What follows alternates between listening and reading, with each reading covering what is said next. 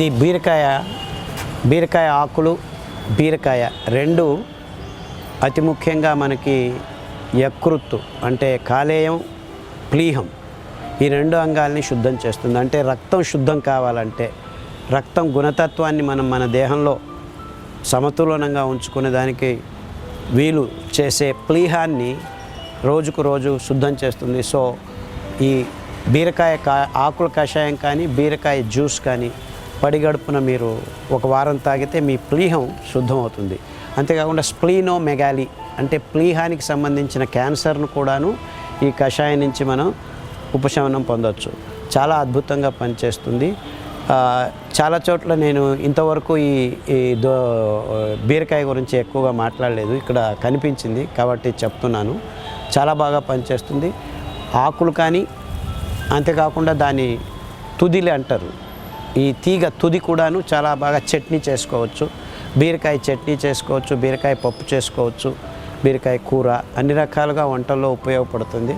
ఈ చిప్ప బీరకాయ తోలు ఇది కూడాను చట్నీ చేసుకోవచ్చు. దీన్ని పారవేయకండి, చాలా అద్భుతమైన ఔషధి గుణం ఉండేది ఈ తోలు.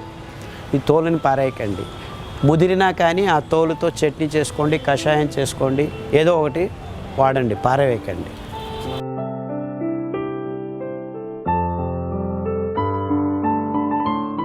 హృదయంలో అడ్డంకులు, హార్ట్ బ్లాక్స్, స్టంట్స్ వేసుకోవాల్సిన పరిస్థితి, ఓపెన్ హార్ట్ సర్జరీ, ఇలా భయంకరమైన పరిస్థితుల నుంచి బయటపడాలంటే మనకు కావాల్సిన అతి ముఖ్యమైన కూరగాయ సొరకాయ. సొరకాయ జ్యూసు ఒక వారం, బూడిద గుమ్మడికాయ జ్యూస్ ఒక వారం, కీరదోసకాయ జ్యూస్ ఒక వారం తాగుతూ వస్తే మీరు 9 వారాల్లో మార్చి 3 వారాలు మీరు ఈ ఇబ్బందుల నుంచి బయటపడవచ్చు.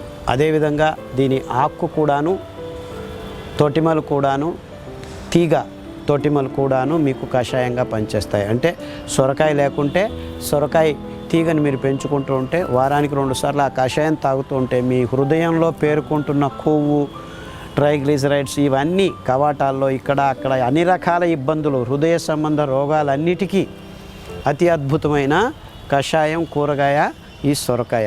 దీన్ని మీరు తప్పకుండా మీ మిద్దె తోటలో పెంచుకోవాలి.